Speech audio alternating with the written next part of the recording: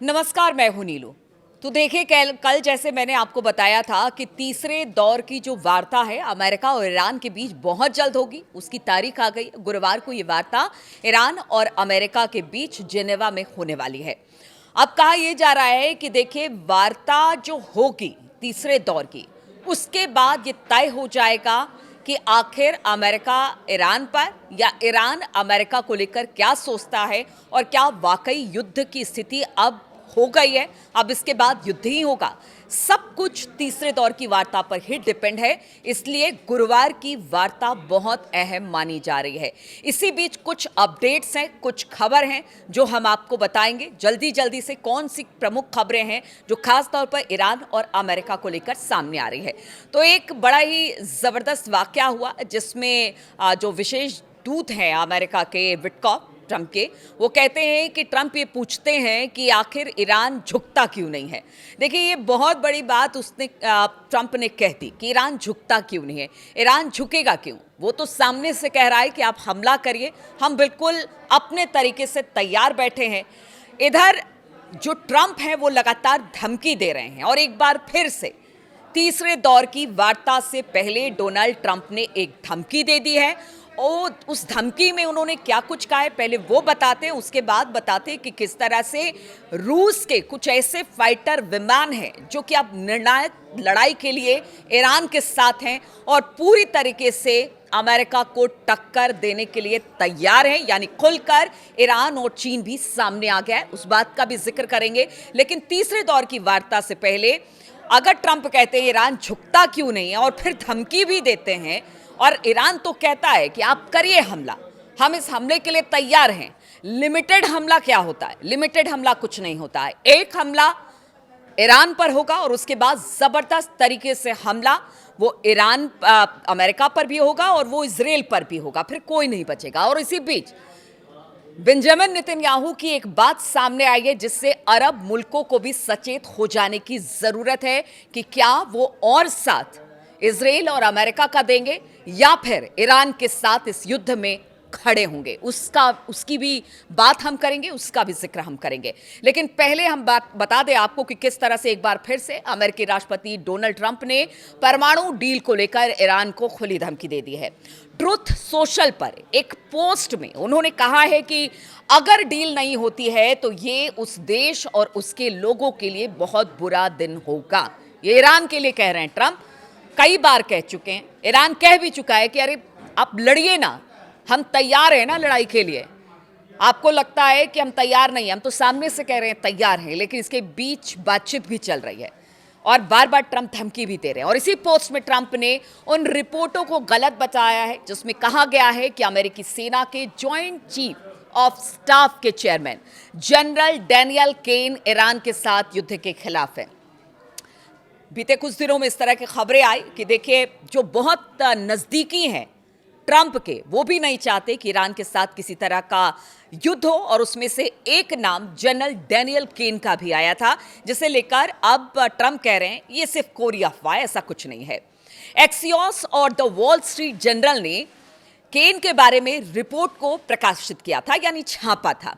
Trump ने अपने top general के बारे में चल रही खबरों को फेक न्यूज बताया।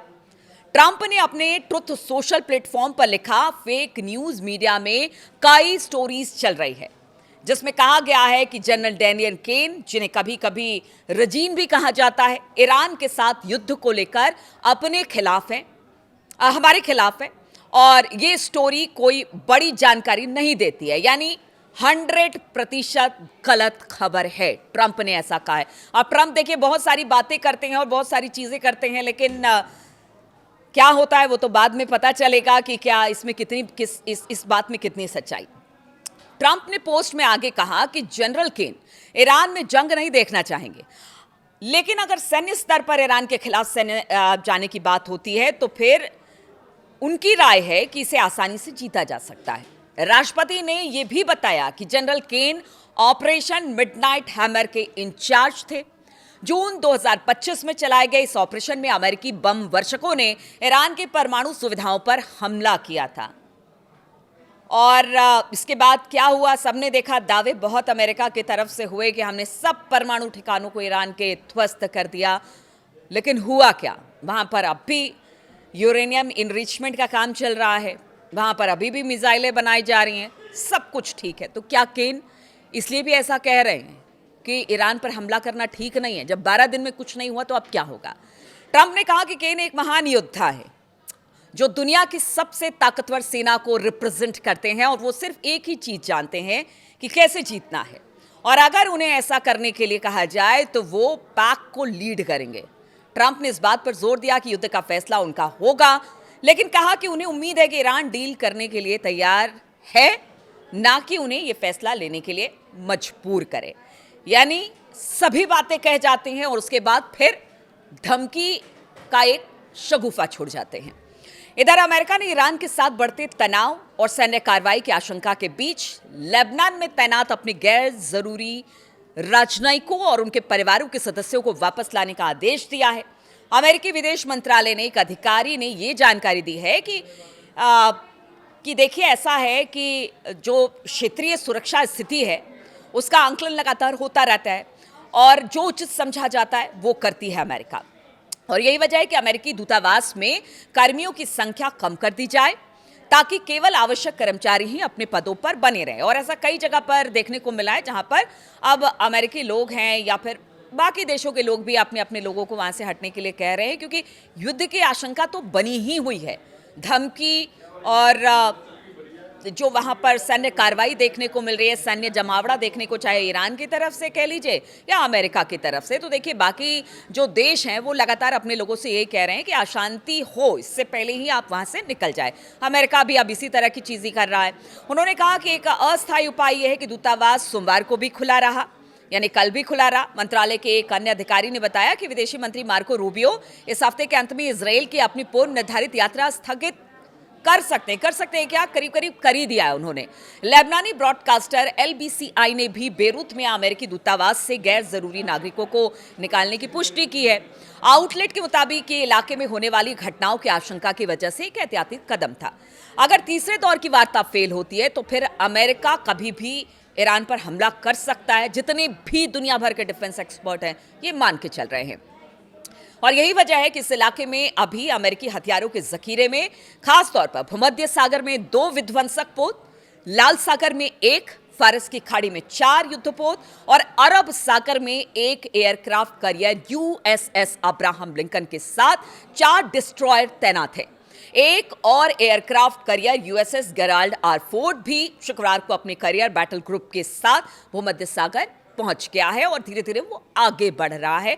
इसलिए कहा जा रहा है कि जिस तरह की घेरेबंदी ईरान की तरफ की जा रही है, ईरान के आसपास की जा रही है, उससे तो यही लगता है कि अगर बातचीत नहीं होती है तो फिर हमला होगा। इसलिए तीसरे दौर की बातचीत बेहद महत्वपूर्ण है। अब हम बात कर रहे थे कि देखिए, ईरान ने भी कह दिया है कि ट्रंप ने कहा लिमिटेड वॉर, तो ईरान ने कहा लिमिटेड वॉर क्या होता है। हमने पहले ही कह दिया था कि अगर एक भी मिसाइल ईरान की तरफ रुख करती है तो फिर कोई लिमिटेड अटैक आपकी तरफ से भले होगा, हमारी तरफ से कोई लिमिटेड अटैक नहीं होगा, फिर भरपूर तरीके से इसका जवाब दिया जाएगा। और सेना प्रमुख ने ईरान के ये कह दिया कि आप क्या कर रहे हैं, क्या नहीं कर रहे हैं, लेकिन हम तो पूरी तरह से तैयार हैं और इस बार हम पूरी तरह से लड़ाई के मूड में, अगर आपको लगता है कि बातचीत से कोई हल नहीं निकलता।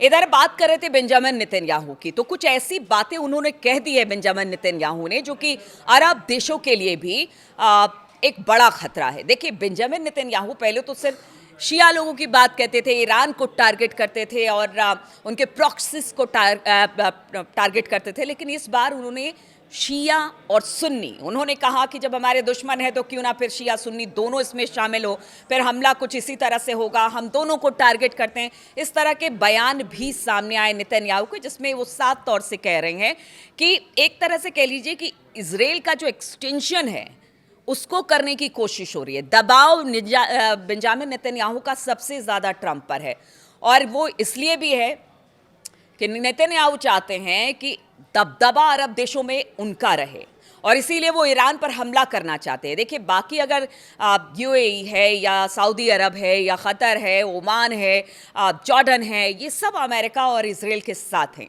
लेकिन एक ईरान ही है जो कि सामने से कह रहा है कि हाँ, हम आपके आगे शर्तों के आगे झुकेंगे नहीं, हम लगातार आपके साथ फाइट करने को तैयार हैं, चाहे आप हमें कितना डरा लीजिए, धमका लीजिए, अपने युद्धपोतों को दिखा लीजिए, अपने फाइटर विमानों को दिखा लीजिए, लेकिन हम लड़ाई करने के लिए तैयार हैं। लेकिन अब जिस तरह से नेतन्याहू का ये बयान आया है कि शिया सुन्नी दोनों उनके निशाने पर हैं, तो ऐसे में आगे चलकर क्या नेतन्याहू और जो ट्रंप है और पहले से जो अरब देश बाकी मुल्क हैं ईरान को छोड़कर, क्या उनके लिए खतरा बन सकते हैं? ये सोचने वाली बात है, ये सोचने की ज़रूरत अरब मुल्कों को भी है।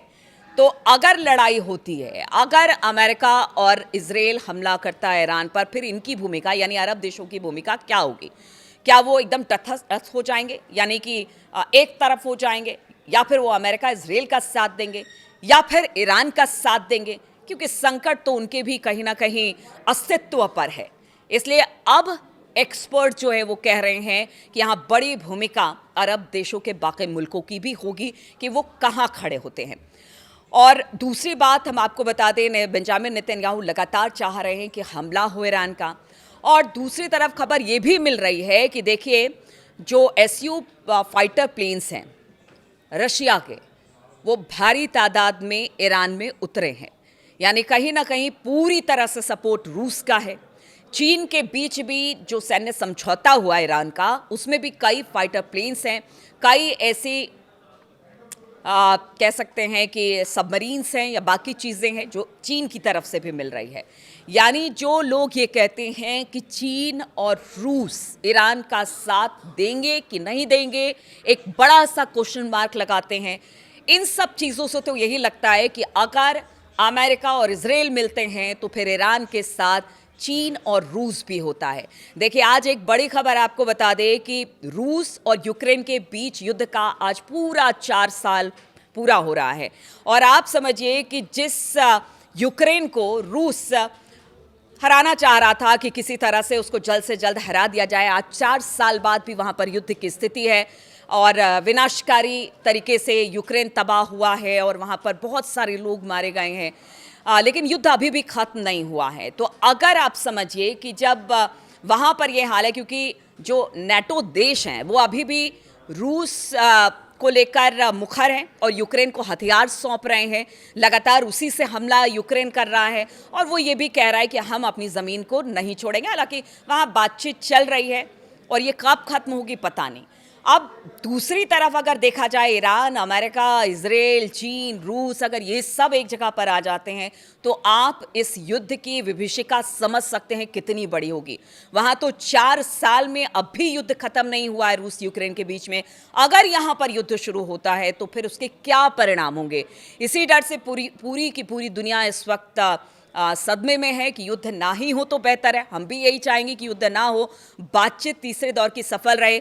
लेकिन जो बात है, अमेरिका ने जो 2 शर्तें रखी है, मिसाइल प्रोग्राम खत्म करने का और परमाणु इनरिचमेंट को खत्म करने का या कार्यक्रम को खत्म करने का, क्या उस पर सैद्धांतिक सहमति ईरान की होगी? सबसे बड़ा सवाल यही है।